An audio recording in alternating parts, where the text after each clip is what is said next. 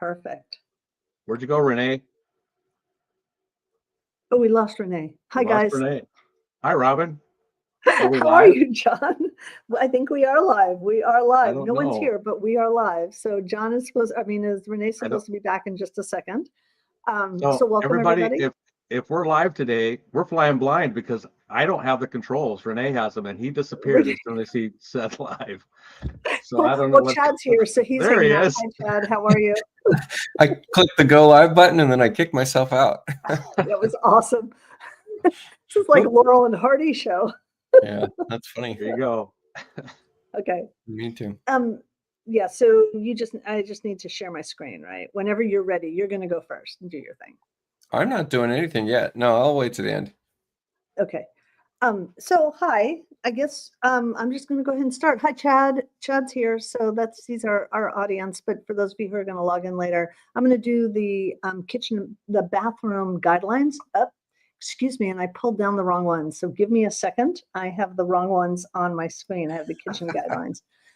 Oh, I'm organized. I really apologize, you guys. Sorry. Give me a second. And you got to share that. If anybody else is out there, go ahead and say hello and let us know you're here. I did end up putting this on the users of Facebook group, user chief architect, but fabulous. I need to do a little bit more than just having the event. I think I got to go in there and say, hey, it's happening. A second, because I can't actually find the guidelines. So God, really bad organization, you guys. I'm so sorry that I don't have it right in front of me. We should do a show about organization. Yeah, which Robin doesn't have today. Yeah. That is really weird. Hang on a second. I'm still looking. Chad says, well, there's somebody else. Okay. Good morning. Oh, hey, Nikki. I know Nikki. I've been getting hired lately to get OneDrive off of people's machines. Good for you. Yeah. I wish I could get rid of it. You need to get it off of my computer. I hate it. Speaking of organization, it is a pain. You guys, I absolutely apologize. I can't find the presentation. I literally cannot find it. I have failed miserably. I am so sorry. Well, you wrote the thing, so you should have known. Just take a minute, Robin. Breathe deep. And Renee and I'll talk about something else for a while. You guys talk among yourselves. Coffee talk. Oh my God. I make that joke, Robin, and none of my friends get it. Coffee. Yeah, talk among yourself. Yeah. So again, Renee, you're gonna have to post comments if you want to put some up. JT says that OneDrive's a virus, he thinks. I think it's a virus too. I'll tell you what, I'm in agreement. I think it's just a terrible service. I know what. Yeah, you have to shoot it down with a registry fix. So the people I'm doing it for, I'm having to tell them, like, I am messing around with your registry. You need to have created a backup of your machine before I touch it, because that's a real nightmare. That's actually logging into the machine and deleting keys, basically. So give me a second. I will have. All right, this show has gone to a whole new level. We've got somebody here wanting pizza.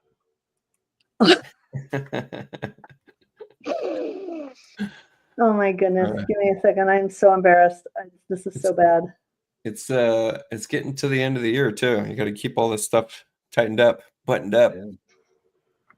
Yeah, you know, JT, we do use a Dropbox. Renee and I both do. I think Robin, you do too, don't you? Yeah, I use Dropbox.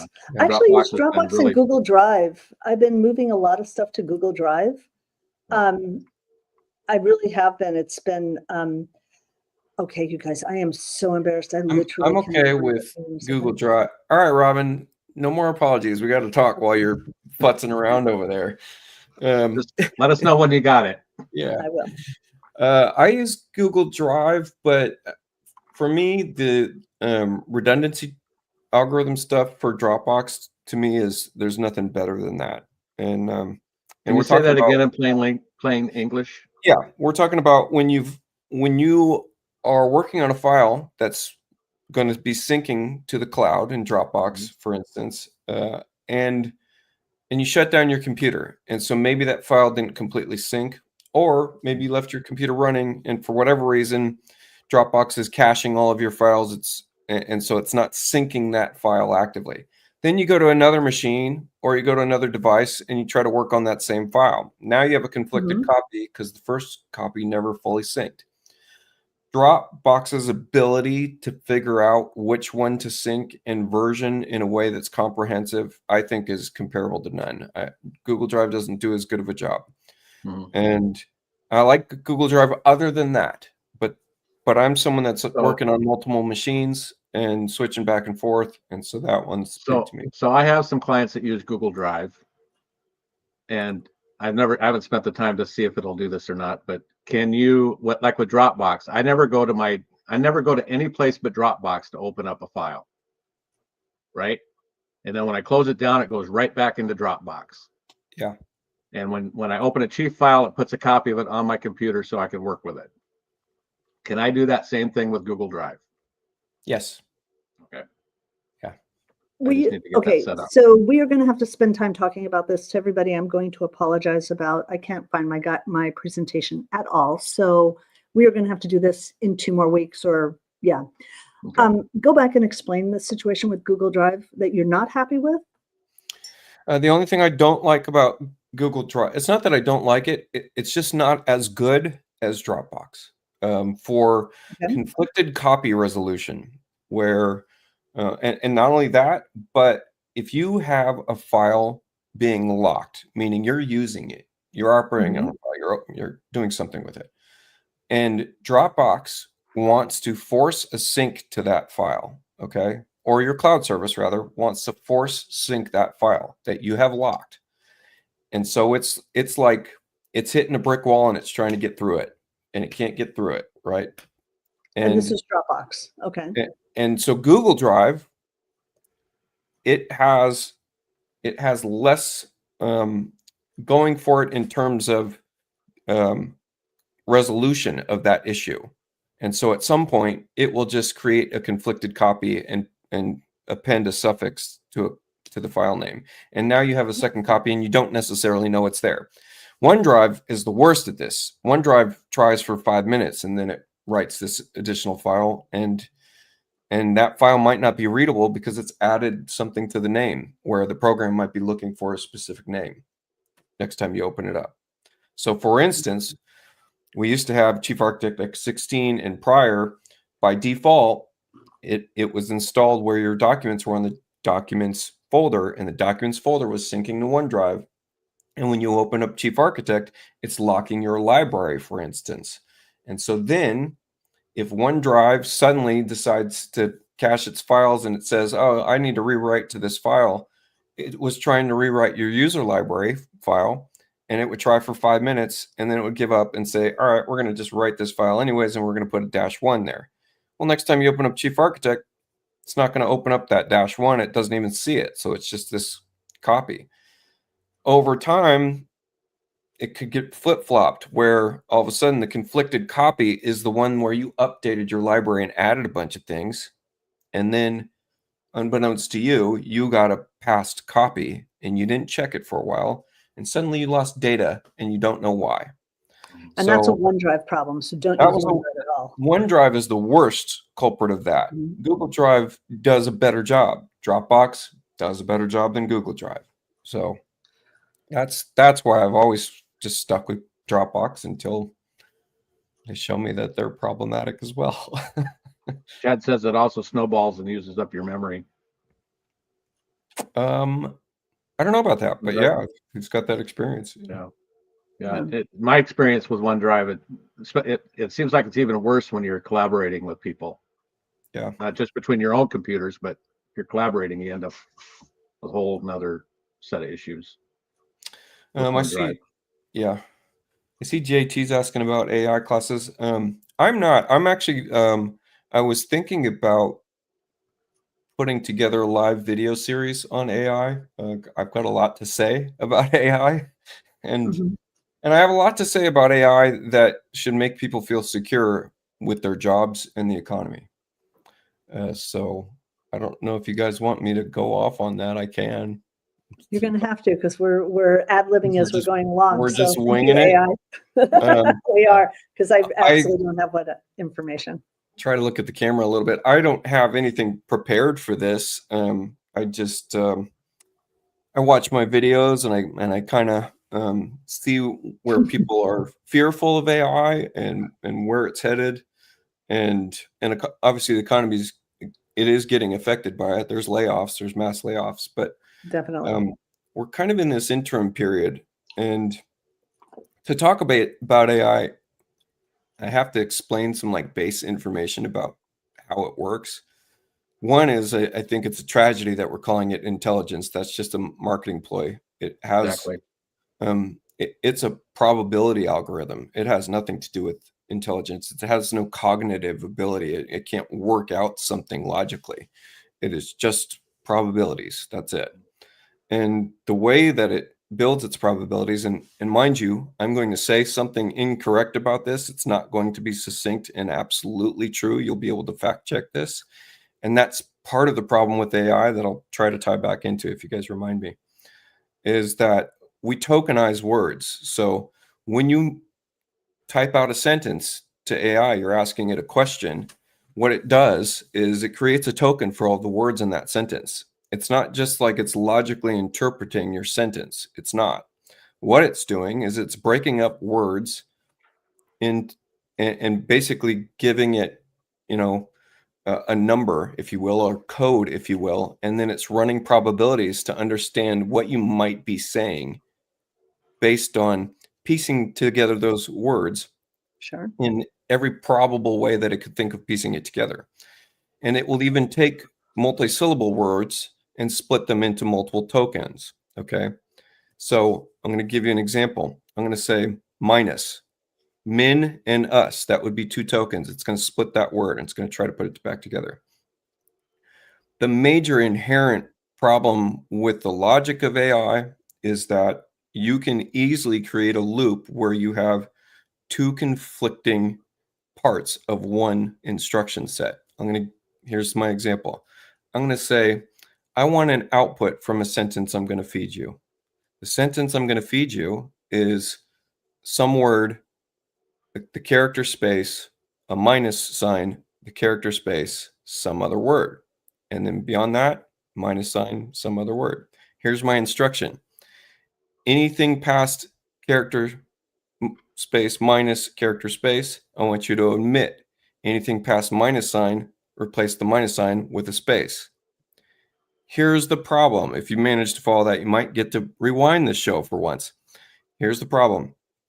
We just gave it two instruction sets, and because it breaks it up into individual words, it's not going to understand both instructions. It's kind of like But Chief Renee- and the terrain tools in Chief.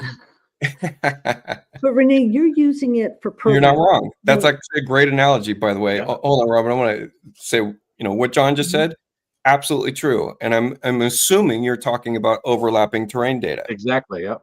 Right. Overlapping terrain data. We've got two conflicting issues in one presented problem. So AI does not know what to do with it. It creates a loop. So it's only going to follow one or the other of my issues. That's it. But you're talking about the example that you used was more programming data, like because you're trying to get programming information. A lot of us are not using AI for that. For example, but it's the same issue. It's the same thing. And yeah, it's the same exact issue. If you give it literally, it's broken in words to try to understand the probability for an outcome that might be the likely outcome you want. And so if you tell it, I'll give you another example. I asked a bunch of questions to diagnose my car in one, chat GPT thread or something like that. And then I switched gears. I didn't decide to do a new chat. I switched gears and I started talking about the state of investing in AI. And when I was done with talking about the state of investing in AI, and I predicted this would be the outcome for my next part here, I asked it to please ignore everything we were talking about with the car and give me a synopsis of everything that we talked about after the car. And I knew before I even asked that question that the fact that I had car in my question meant that it was going to go include all the stuff about the car. And because it's just running probabilities, he must be asking about the car part of this again and also wants a breakdown of the rest. Well, but I think, so Renee, you use AI on a lot of for a lot of times. I don't. I use it. I used it a year ago to help write a class. I created a class. I spent probably 40 hours putting together an outline for this class. It was a custom furniture design class, and I knew what I wanted to be included in the class. So I had done a whole lot of work. So then I put into ChatGPT, create an 11-week college course for residential interior design program on custom furniture design. Include the following. So I said, include the following: principle and elements of design, ergonomics, sustainability, repurposing furniture, upholstery, foam. I had like 5 more things in there. And I said, okay, write this class. And it wrote an 11-week class for me. Some of it was crap, and some of it was like a nightmare. This didn't relate to this week, and the weeks were all screwed up, but whatever. So But you could have refined that. Oh, no. So hold on. Okay, But let me tell you what I ended up doing is that then I ended up taking that information and spending time on it, reassembling it, putting in some field trips that I knew we were going to do. Anyway, it helped me consolidate, and we ended up having really decent lecture topics, right? Beginning lecture topics. Anyway, then I knew what I wanted my students to have as a final project at the end. And I knew that they were going to create a scaled model of a piece of furniture. And we knew we were going to use Makerspace. And I knew all this stuff about it, right? And I had it take that and then break it into 5 steps. So I knew the final project. And I said, break this into 5 steps. Anyway, it ended up giving me a really good outline that I was then able to give to an instructor who is going to teach it, who then spent time modifying it. But, a lot of people are not using AI on a regular basis. We don't use it every single day. And there's a problem with using it every single day, because every time you use AI, even if you use AI on your phone, you're using up 1 bottle of water. And the amount of electricity that is being used sustainably, it's not. You're getting way off the path of my discussion here. No. But those things are things that people need to pay attention to. All right. And AI is a tool that we should have. And I'm fearful of it in certain ways, of being completely 100% dependent on it. But on the other hand, we should be paying attention to it as far as the sustainability and what it is doing to our economy. So I do believe that it's a tool that we should use. We shouldn't be 100% reliant on it. Exactly. Okay. That's my point. I'm going to bring this. Be trusting it every time you use it. You're what? Say that You shouldn't again? trust it every time you use it. Just because it says something doesn't mean it's correct. You are so right. Absolutely. Absolutely. Thank you. I'm going to bring this back to what I wanted to kind of focus on with it, which was job security, future security, where we're at, where we're going to be. And I want to mention something that's happening right now is I think AI came too early. I don't think we had enough data. I think we jumped the gun. And so because we don't have enough data, we've run out of data pools. The data that we have accessible and abundantly in the market is media. So pictures and videos, that's going to continue to improve up into a point. For one, it recreating videos of people, live models, etc. It simply does not have the data sets for the mass quantity of different facial structures and facial gestures that people have. So not now. No, it doesn't. Not now. But you're going to run out. You're going to run out. Well, that's because people are taking it out of true AI function and making programmatic changes. They are programming in things in lieu of not having data. And so like the compounded effect of how fast it's moving right now, it's going to slow down because it will run out of data.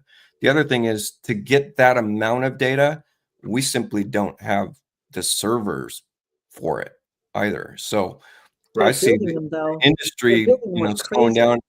They're building like crazy. I mean, blue collar people that, are in micro center stuff, chip silicone stuff, fiber optic stuff, power infrastructure, all that stuff. Those markets are going to keep going up. So I think we're going to hit like a slowdown here. I really think everybody's job is secure, especially for those AI to home design stuff. I'm not worried about that for a very, very long time, especially because so much of it's regional. And it's like, build me a house for Wisconsin, and it's going to have like a low slope roof with a bunch of crickets, and you're going to have snow piles just punching through the roof lines and frost issues and all kinds of stuff. Well, there's always bad design and people who are going to Yeah. rely on that. I mean, there's a lot of people who are going to use it to think that, I mean, we have people today. My nephew, who I adore to death, he's like the most smartest guy in the world. He's an engineer. Okay, I know I just said everything I needed to say about him, but he decides he said to me the other day, he's going to build his ADU because it's not that hard being a contractor. This was at Thanksgiving, I literally wanted to smack him. He's an engineer and he's in his 20s and I adore him to death, but I'm like, does he realize he has to work with people to do that? You know what? I worked with him on his kitchen remodel and I learned a lot about him. At a certain point, I just had to say, wow, you need to stay in your lane, Renee. Oh my God, so sorry. I was due for one of those. Oh yeah, it was an interesting conversation. Anyway, I do think that there's a lot of people out there who are going to think that AI is going to do everything for them. And that I think but those are the people that are going to do it themselves, because being a designer can't be that hard and being a contractor isn't that hard. So that's not really going to affect our quality of work. Those people are going to come back to us the second time and go, wow, I screwed up. Right. Yeah, I think there's going to be a lull that just returns. And I actually feel like that for anything. I mean, we already see all the markers of something that was produced by AI. It feels flat and dead, and there's just something a little off, right? Mm-hmm. And the other thing I was going to talk about is like just AI, even in the market of customer support and service. Mm-hmm. Like the inherent problem with AI versus human interaction is humans use all the wrong terms. They don't describe their issue correctly. They think the issue is something else that has nothing to do with their actual issue. And they can't communicate it logically at all. And it takes a human on the other line to get them to the logic of their issue. I mean, that's probably more common than someone actually calling and with succinctness using, precise words describing their problem in life. And so, and AI is just working with, something's wrong with this statement. Like maybe they mean this. And I really just feel like it's going to return back to, because companies are replacing people with AI right now. And I think it's going to return back. Chris 1111 just said that he said recent commercials with AI. So he believes actors are at risk. That's why they went on strike a few years ago. Actors and writers, they went on strike for those reasons. I think to some extent, we're going to have a period where they are at risk. And then I think it's just going to return where we're just like, we're dying for something that is not. It depends. It depends upon our legal system. And that's a whole nother can of worms, and we're not going to go there. But at a certain point, there's going to be regulation. And right now it's running wild with no regulation.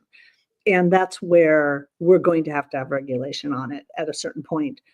And that's just kind of where we're going to have to be, because right now it's running wild. Yeah. But again, it's a tool. And I think that if we use it appropriately and we use it sparingly, we don't use it every single day, and we use it to support things. Like I write most of my emails. I write like 95% of my emails, but when I have something that is a really complicated concept that I need to make sure that I'm saying it as politically correct as possible, then I'm going to take what I wrote and I'm going to ask AI to make it a little bit better, or don't be as firm as I am, because I can be a little harsh in my writing, and tone it down, or make it a little bit more firmer than I'm writing it. Then then that's where I will use AI, but I use it maybe once every other week. I mean, I don't use it on a daily basis. So I think it's a tool that we as designers can use. And you use it a lot because you're always writing, you're doing programming. I mean, you for are all totally kinds of using it. I could do a breakdown of what I'm using for currently. I use it to it will extract transcripts from my videos and then create chapters and then create description and tags and the social posts that I always end up editing the social posts. But that's one thing. Speaking of your most recent social posts, I do have to give you, for those of you, this is a segue into Renee's video, the video that you did on the curved cabinet and the soffit piece. Yeah. I used it in class and we ended up cool. having, but we broke it down. We really talked a lot. I had written your instructions. When I watch Renee's videos to everybody, I watch it probably 5 times, writing every instruction down first. Okay. Because you always make, you go, oh no, don't do it this way, do it like that, right? So I write down all of the things and I get everything all written down and then I practice it and then I watch it again. But that's but it's great. And we used it in class and we ended up having that really great conversation that you had with me when we were in Idaho about each tool in chief. I know we're going totally off, that I'm totally talking off. But for those who are listening, this was an amazing conversation I had with Renee. This is like the best thing ever. We were talking about this programmer for, he's a modeler for Chief. And he said, he was talking about a steel construction he was doing and that every single time he had to remodel the steel beam. Because anytime there was a change, obviously we know we have to have that, there's all these details to it. And I'm like, I think you should be able to model that in Chief. And he said, no, you can't. So this is the best part. You hang out with Renee and I said, can you do that? And he said, yeah. So he started talking to me about what each tool does in Chief, what each tool does. And this was amazing. So I'm like, well, it's not a window. It's not a cabinet. It's not stairs. And he started saying, well, think about something that you can move individual parts on it. And we ended up coming with railings. And it was like, oh my God. And Renee can create a steel beam. And you know how you have to change, anytime you make a change, you have to change the holes that are going to be put in there. It was the coolest conversation about Chief that I had. And it was so much fun to just sit and listen to how you think about how each object works. I guess so. Renee is AI. So for somebody who actually said this conversation for a second, because I'll come back to AI. I'll just quickly say what I use AI for mainly now, so that people just can think about that, and maybe that'll catch up to the comments. And then I'll switch to something. I want to talk about Home Designer for a second. But AI right now, I use what's called Cursor AI, and that's on my machine. And Cursor AI, I've mentioned this before, but it can read and write files. And so Renee, it's showing in Nikki says that it's showing in portrait mode. Can you change it to landscape? Showing in portrait. Our screen is showing, video is displaying in portrait mode. So everything you're sharing is on screen. It's very tiny. Is there a way to switch to landscape mode? He's got this simulcast Instagram thing. I don't know what that is about. You're not seeing my screen on the right-hand side. I'm going to stop sharing my screen. Maybe that'll be it. Vicki, I'm sharing my screen right now. Maybe you're not seeing that. So let's just switch it back to us on screen. I have this Cursor AI has access to the API keys of my Google account, so it can read through my emails and it could read through my calendar. And so that to me is huge, because I can go, hey, show me everything I sent to Rigby Fisher and tell me what I quoted her on some projects and list them all. And it'll just do that for me. So that's a big one. I have it running my budgets. I have it running investments for me, just tracking investments. I have it running contracts. It has a list of 20 main contracts that I use. And so it will put together a new contract for me. And then based on, just what I tell it in a few sentences, I have it looking at the config files for my mouse and my keyboard and multiple applications. so that I can tell it, hey, I want in application A, I want you to change it so that it's doing this with this button on my mouse. And so I don't actually have to go in and do that in the program and do that to the mouse. It'll just assign that for me because it's got access to the root files of those devices. I have it managing, blogs and a schedule of blogs.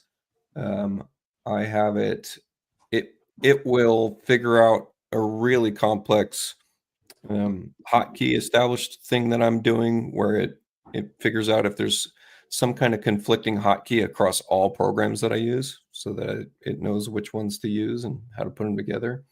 Wow. So I've got a bunch of stuff, and then I build, programs. It's just I have all these ideas about programs I think we need, and so I'm just building prototypes. So and then it does my taxes and it does all the coding for my website and all kinds of stuff. So that's all kind of the stuff I'm doing with AI. And then what I wanted to say was I wanted to switch gears because you mentioned something that made me think about the home designer line. If no one knew this, home designer line 2026 just switched to a subscription model.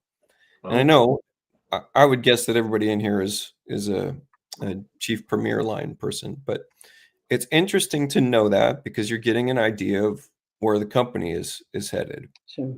And they also switched to giving the home designer line, anyone that purchases it and on an annual basis gets almost like a 50% discount versus month to month, which to me tells you they're saying, hey, we've got people that just want to use this software every once in a while. So we're going to charge you more. And then we have people that are trying to make Home Designer be a professional tool. And now we're going to stick you on this annual subscription.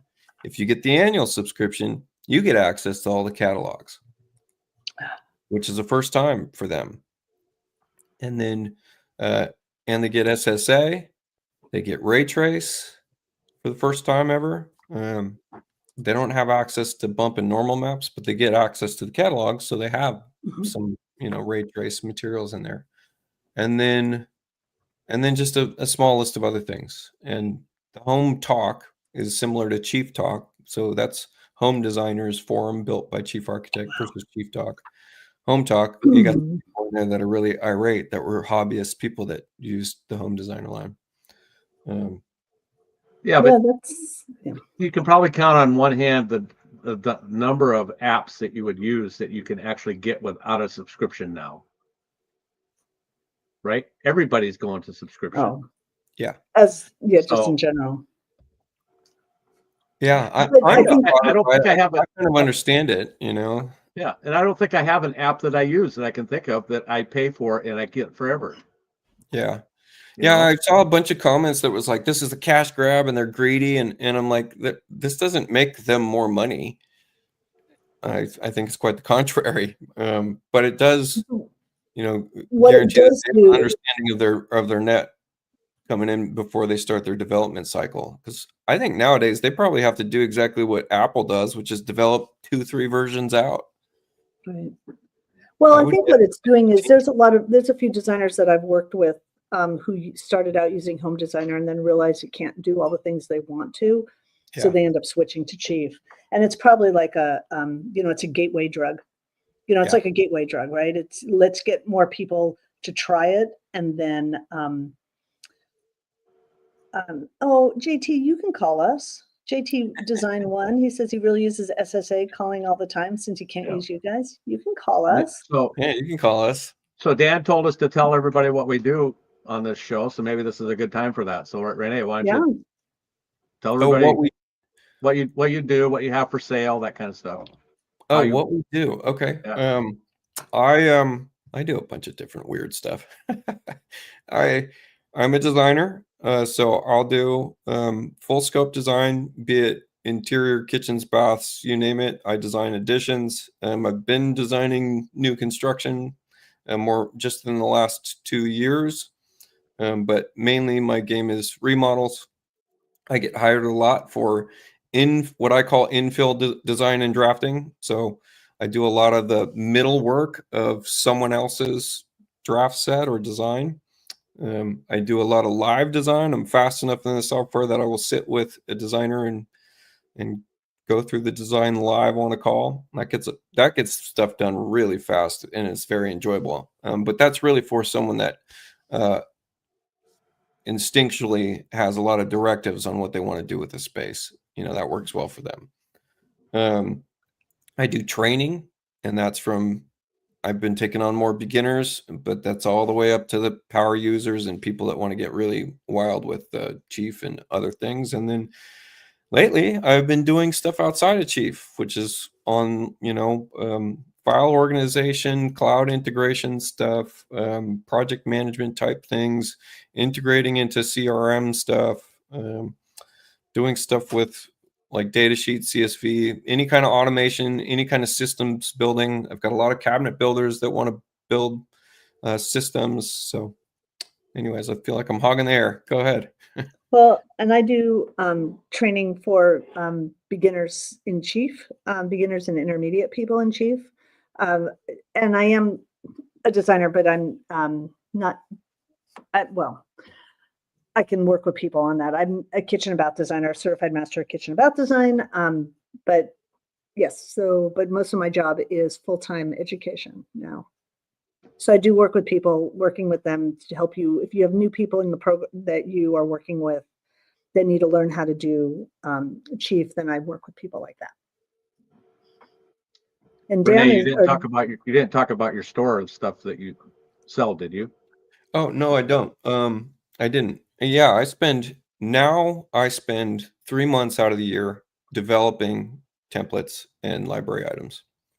That's a solid 3 months that I spend on that. So that is now a crowd-funded thing. It's become a passion project. The community really drives that forward. Man, do they make me feel like it's worth it, and it's fun, and it pays off. So it's really interesting to see that. So I've got a very popular template package that I think is reasonably priced. And then I'm converting it for metric. And then after that, I'm converting it for metric and Spanish.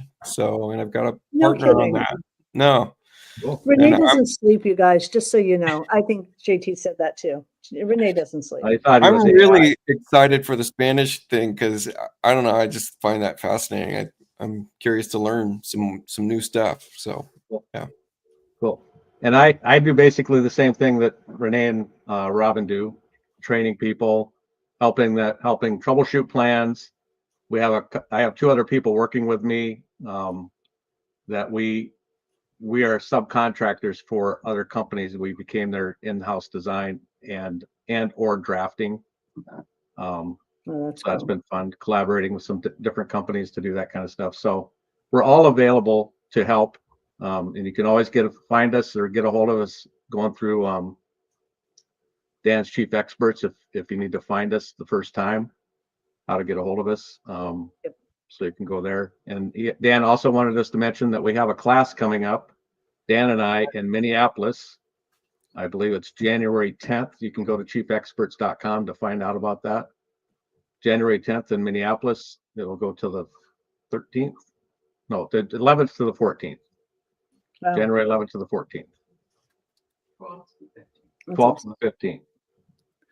Yeah. For those of you who also haven't checked out Renee's videos, I did turn my students on in class to your channel and to your Facebook page, so that way users of Chief Architects, so that way they can see your videos that you post there. Nice. So if you need really great little videos, you talk really fast, so I really recommend you need to watch them a few times. You have to watch them a few times. Renee goes very, very fast. You can change the speed. You change it to 1.5, and I'll sound like this. You still are going fast, but they're great. I do recommend them, definitely. Yeah, well, I feel like I only want to make videos once I got the brain really moving. At that point, there's no, derailing that train. They're really great. Those of you who haven't watched the newest video, the curved cabinet one, he actually, the arch cabinet, yeah, the arch cabinet, you ended up giving away like the freebie stuff. It was really fun. I loved it. making a wall first, making it as a window. So he started out, for those of you, and I geek out on this because I truly, honestly spent about 3 hours on that video this week. Here, we'll do it right now. He started with a 24-inch wall, one-piece wall, and it was great. Nikki, this one was about 28 minutes, but it was great. Let's see. So, because I just got a question, how do you build a cabinet that's got an angled top for underneath the staircase? And and it's the same approach. It's the exact, I mean, you could even take the same file that I provide. I provided a file in that video, right? Yep, you did. Yeah, okay. So you can open up an interior wall and set its thickness to, say, 24 inches thick, for instance, and this will represent the cabinet box. So we're going to throw a window in here, and we'll make it a fixed window. And then let's open this window up. That's 4-foot wide window. Let's say it's fixed glass. And what I do with this one, we're going to place this under a staircase, is place your stairs and then open your stairs, whatever they are, and note the rise angle, 30.25. Okay. And so with that rise angle, then I'm going to make this a gable end wall, just so that we're sure we've got some kind of slope happening that's in line with this window. All right.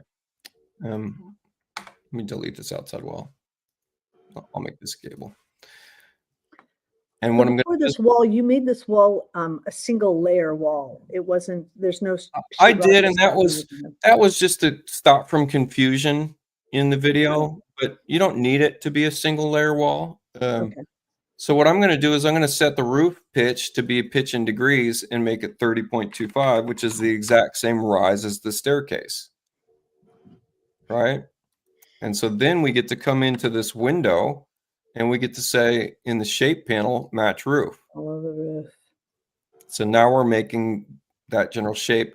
We get rid of the casings, right? We really just want to get rid of the sash.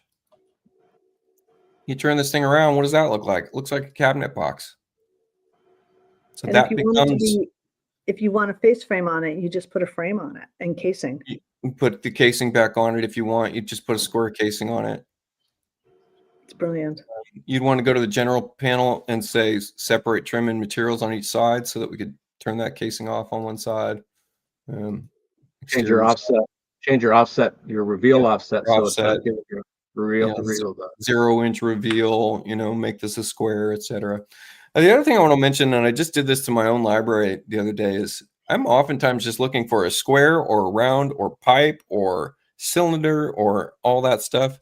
If you didn't know it, you can always go into any library item and add search attributes so that you find this casing easier when you're just looking for square, add rectangle, add cube, add anything that might come to your head when you're looking for a certain profile.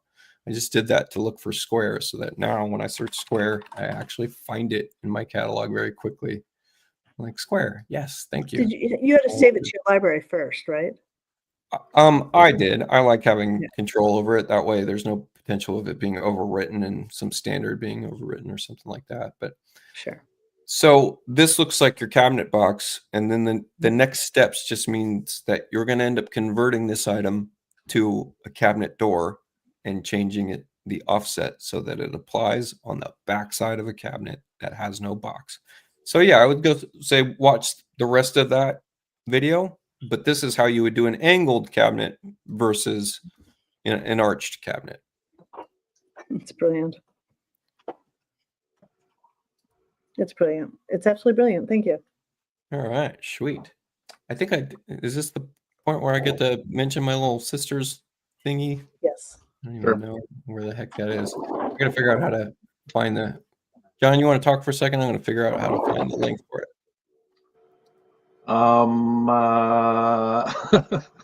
Perfect. I got the link. Got it. Good job. That was awesome. I'm going to drop this in the comments. I don't use my social groups for personal use. I mean, almost never. You know, I've got the users of Facebook group. It's got 15,000 people in there. Other people break more rules than I do in that group, and I just say that to say that this one's important to me. And I asked for permission from Dan in the group about this to see if it was on brand or not. I'm going to drop this in the comments. This is a GoFundMe, and this is for my little sister's dog. We just found out that this little Chihuahua, who is just my sister's world, she's 30 years old. She's 31 years old, and she's had this dog for 9 years. So a lot of her adult life, and it means the world to her. And this dog has a benign, now 3-centimeter tumor in her stomach. And that dog is it's a little Chihuahua with a golf ball in it, basically.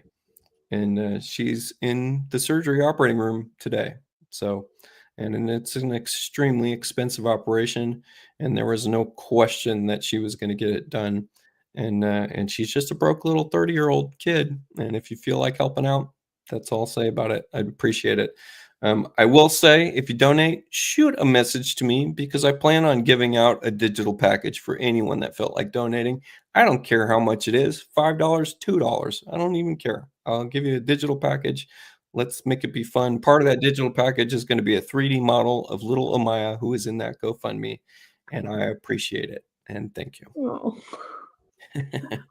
that's really cute. Great. All right, we got to kill her for 15 minutes still. Well, we should probably talk about the academy. Would probably be a good idea. Oh, She Pro thinks Academy? Academy. How many Pro people? It Academy. would be really interesting to find out how many people are in the academy, are using the Pro Academy. Yeah. You can't get to his website, right? So that's Yeah. actually just to talk about it. There's an open. It's open, and there's no wait list to get into the academy right now. Right. Okay.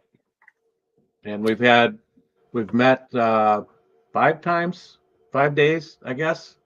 We do, I think it starts at 9.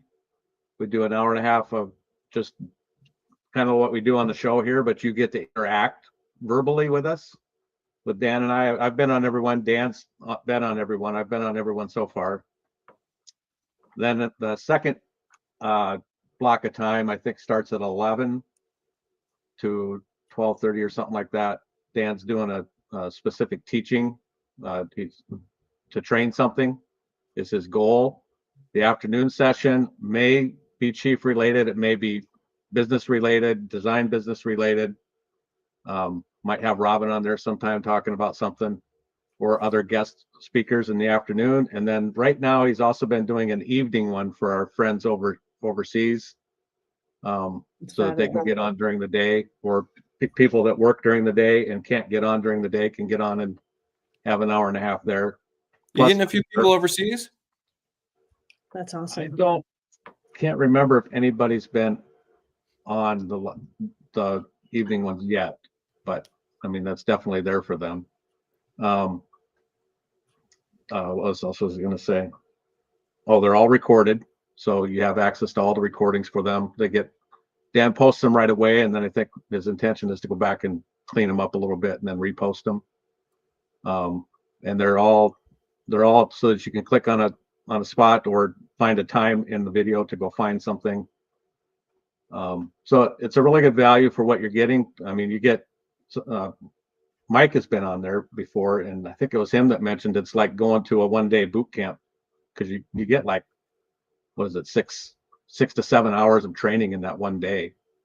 It's crazy the amount of time you get involved in it, and it's a big deal. It's a lot. It's like almost the entire Wednesday, right? Once a month. Is that what it is? Twice a month, first and third Wednesday of the month. I think this month there's only going to be one, and then pick it up again after the first of the year for 2 times a month.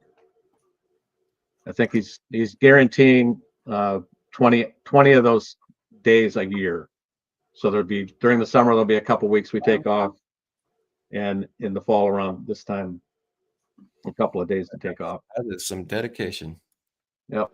And then he hasn't done it yet, but some impromptu meetings every now and then too are on the board. So Yeah, so it's been a good time. There's been about 10 to 12, maybe something like that per time. So you get some potential for some one-on-one time, basically. So, or get your questions specifically answered. Nice. It's a good process. It's a great Yeah. program to be involved in if you really want to increase your knowledge of the program.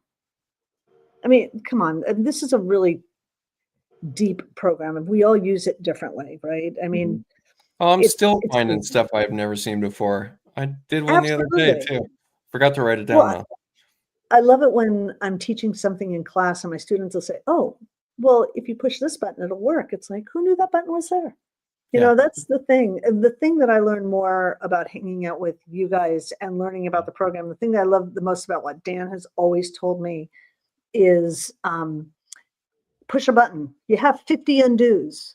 Seriously, how Go much ahead. can you mess Just try something it. up when you Right. have 50 opportunities to make a mistake? Yep. Speaking Hey, of Jamal, buttons, look can at this. oh So yeah, that's a strictly an really good icon one. package available of all chief icons. If you, I could tell you where it is on a PC. I do not remember on a Mac. On a Mac, you would go to preferences and folders, and then look up the directories there, and you want the program data folder. But on a PC, you can go to program files, Chief Architect X17, resources, and then buttons, and that's where all the icons live. You might need to say that one more time. And then It's on a PC. Do Jamal, it one more time. I'm going to make people rewind Yeah, our you have to videos. rewind and watch it again. You got to rewind. You rewound this, didn't you? You rewound it. Thank you. I did. I rewind. Well, yours because you talk so fast. Jamal, I don't know if I can put my. I don't know that I can put my email address in there. But if you want to email me, can you put that in, Renee? My email address. You can also go find it on Chief Experts. All that Yeah, contact go to Chief information is Experts there. and you'll get my email address. And Jamal, I would be absolutely happy to chat with you about that. I see, John, you help someone with the dormer in real time. That's because he is the dormer wizard. Wow. John, I've gotten better at dormers, and Yeah. I credit you. That's yeah. Well, I was doing one the other day and it was kicking my butt, so I changed it up. Well, you know what's interesting is on Facebook, and I'm not usually on Facebook very much, but somebody was talking about, you know how you do a dormer and then that stupid little triangle doesn't fill in? Sometimes it does and sometimes it doesn't. And I have had issues with it, right? Sometimes it works, sometimes it doesn't. And on the Users of Chief Architect Facebook page, everybody was saying, oh yeah, sometimes it works and sometimes it doesn't. Just like give it a rest. Tell your clients it's not going to look like that. Well, you can fix it, but give up. Yeah, just give up. Send them a picture of a dormer. It's fine. Well, you could just say it's ventilation. You need ventilation in there, so it's a good thing. Right. Exactly. I'll show you a trick. I'm going to set it up right now real quick. This one's for Robin because I know you're going to love this one. Actually, let me just share my screen right now. I feel like I already had my shared screen. This comment about today, I was today years old when I found the hatch tool. That's one of mine and Dan's favorite things is when we're in a live class and you show somebody something like that. Oh man, what's the hatch in there? The hatch tool for the walls. Oh, I know. Oh, you're talking about okay, putting a hatch in the walls for like an insulation wall or something like that. Yeah, I use that on my demo plans. Yes. Okay. That's what I always do. I love it when you show somebody something and they've been using it for a long time. It's like, how long has that been there? It's always been there. Yeah, it's always been there. Yeah, that's the worst. But I get that too. Sometimes I'll look at something. It's like, how long? I didn't know that button was there. Yeah, when I'm doing demo plans, I'll come in here, bam, hatch tool, drop a little note, and bam. There you go. It's great. Yeah. Remove that wall. I love the hatch tool. I wish they would expand its capabilities. I was going to show you this, Robin, because I know your students run into this problem, and I know you've run into this problem is, here we go. Here's a 3D view. This tile looks great. And then we switch to those elevation views where it's vector. And what the heck? That's not the tile we picked, right? Right. And you probably at this point taught them how to come into the texture panel and Yes. sit here and count the number of tiles, right? So Right. 1, 2, 3, 4, 5, 6, 7, 8, 9, 10, 11, 12, 13, and figure out, divide this by 13, what the size of this thing is. It's inch and a 15/16, whatever, and revert it back. But the big one for me is we have a new tool where if in the adjust materials property, and I made a video about this so you can go watch it on my channel, but this keep pattern, texture, and sync, when you finally have the pattern matching the texture, so let's just say that it does for an example's sake. Let me change this to, oops. Let's just say it's close enough. If that's unchecked, if you turn on the method of line drawing over texture, so that just turned on the line drawing, okay? We switch this to standard view with a line over. So there's the lines, right? Mm-hmm. If you use the new tool Chief Architect gave us, this guy right here, you can move. Tool? Oh, It's yes. the interactive material editor. That is Right. in 3D. Adjust in 3D. Materials Interactive Material Editor. Okay. Okay. You click on your texture in whatever scope you want. I'm in plan mode, and you get to move that texture. Well, notice because this material has keep texture and pattern synced is unchecked, it's not going to move the pattern with the texture right now, which means I can get this Line it up. lined up here. And once I've got it lined up and I'm ready, then I'd go back into this, check keep pattern and texture in sync. And then next time I go and try to move that around, it will move that pattern with the tile. Nice. Cool. Yeah, and And that's then one it shows up in 2D. yeah, we used to have to guess at that like a million times over just to try to get that all lined up. So yeah, That's there's great. my little designer tip. I run into that with all the interior design people. That I love it too when people were like, I put in the pattern 2 and 6 and it's not a 2 and 6 inch pattern in the 3D view, and they don't understand that there's no real true correlation between the two. Right. That's great. But it's not lining up. If you look at the top, you have an extra line in there at the top and in the bottom. Oh, well, because I didn't actually put the right dimensions in You there. didn't put the right size in, right? Okay. I don't know what size this tile is. Yeah, it looks like that tile from Bedrosian. Maybe I'll go Or the really expensive stuff from Ann Sachs.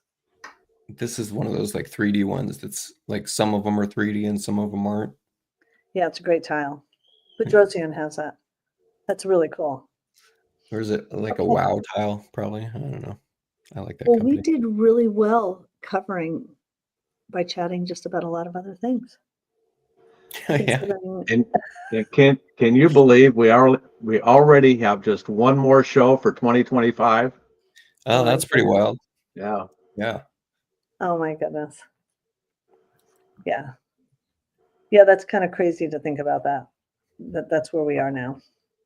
Yeah, and it only took me to now to actually putting it in my calendar for every first and third Friday. Nicely done. I just figured out how to do that. I feel like we should share these kind of tips. I had no idea you could do that. I couldn't do I couldn't do first and third Friday, but I could do every first Friday as one event and every third Friday as another event. There you go. Yes, I think that's what it has to be done. Yeah. Man, there's so many life skills you got to know to be in this industry. It's crazy. I mean, we got to manage all kinds of stuff. You know, it's so funny. I love it when finals week is next week. So my students are literally blowing up, right? And they're taking like 3 studio classes and then maybe an academic class. So they have 3 big projects. And, of course, they're learning in the whole bit. And I don't have a lot of empathy for them because I'm like, in the real world, you're going to be running 20 jobs at a time. Yeah, it's going to get harder. Easily 20 jobs. And when I tell them that, their brains just go, how do you do it? Well, then you have to explain, you're not all at the same level, right? Yeah. But 20 jobs, right? I mean, that's pretty realistic. Most of us run between 15 and like 25 jobs, depending upon the size of your business. You know, you're in talking about you haven't signed a contract yet, or you just signed the contract, you're just in design, it's just in each different phases. And then some of them you're waiting to do photography. So some of them are Right. like at the ends, and they're not really. Some of us bugging you, do but the photography. Then of course you do your photography. You Yeah. know, and then I do the post edits, and then I put together the pamphlet, and Yeah. I actually want to mention another AI. My good friend Melissa Nunes, who's another designer that uses Chief, she came by the house yesterday, and we hadn't visited in a while, and we hadn't worked side by side in a while, and we were talking about AI, and she's like, I use this one called Recall. Now I haven't checked this out yet, but she was talking about it. And Recall AI is just supposed to be able to take everything that you've ever told it as context and information for the next thing that you might tell it, including like even sending like Instagram posts to people and stuff like that. Like it can somehow just, so if you're someone like me that doesn't remember the thing I said 5 minutes ago, I'm gonna go check it out. I might buy it. There's a free version. But Well, that's You wanna make encouraging a to list know, of how much Renee, that's encouraging to know, Renee, that you don't remember things you said 5 minutes ago, because I feel the same way. But But John, you're old, and Renee's not. so thanks, Robin. So I'm looking for something like Love that you, that's going to John. give me a synopsis of everything I said all day, even though I don't want something listening to me all day. yeah, right. Yeah. Anyway. That's so funny. Yeah, I'm gonna check it out, because next show maybe I'll have some info and share my experiences with it. I'm looking at Vicky's comment here. It's encouraging to know that there are things in Chief that even you guys don't know were there. Oh yeah. God. I mean, they sneak I don't in. think there's anybody. I don't Nobody think there's knows anybody, everything. even people at Chief don't know the full No. capability of this program. Absolutely not. Yeah. Vicky, Vicky, you could sit with us and show us something that we don't know, because everybody uses the program so differently. Yep. Everybody uses the program so differently, and you're amazed, right? It's such a huge program. That's the thing that's so much fun about it, is because every time you use it, you learn something new. Yeah. You should see my schedules. I was working with somebody yesterday. I know we're over, but I was showing somebody how to do schedules yesterday, and I was like, oh, I didn't know I could do it like that. And I love schedules. Schedules are my happy place. I hate writing specs, and Chief's schedules. Oh, you want to see something you didn't know you could do in schedules? I'll show you something. Let's see this. I've been putting my URLs in my schedules, and my contractors are so thrilled, because all my specs are right inside my schedules. Well, and if you print a PDF that has a URL and it's an addressable URL, most PDF readers will click on it. Yeah, it's great. Yeah. I didn't know until this year that you can write macros into your schedules. So, for instance, I want you to notice that the heading of my schedule column is going to be info, but I put a macro in here that says, hey, this is actually where the input for this particular bit of information is coming from, but this is what's going to display in the schedule. And that executes. And I had no idea that that was true until this last year. Something else is that for these schedule columns, I can even make it so that if my plan name has -AB in it for as built, then my schedule heading would be like demo. But if it says -N in it, then it says, floor notes. And like, I didn't know that was possible. And that is, and that's pretty slick, because you get to just use, one template for both functions. And then the actual heading changes. Renee is king of macros. I want to know what a Dolly Parton fish is. Somebody needs to tell me what a Dolly Parton fish is. A Dolly Parton fish? Yes, a paracad. Oh, is it Mike? You Yep. changed your name. No, Right, he's got a couple different ones he shows up with. Got it. I want to know what a Dolly Parton fish is. I didn't know that was, or he's just teasing. Dolly Parton's. I don't know if it's if it's a fish. I think he's just talking about Dolly Parton. Did he correct it already? Is it Varden? Varden, Dolly Varden a Varden. fish? Okay, it is Varden. There you go, AI. Two different ways. Okay, you guys, we kept He's you all talking that long in. enough. Thank you guys for staying and listening. This was a great conversation. It was fun. Everybody have a great day. Yep. All right. Bye. Bye. Take care.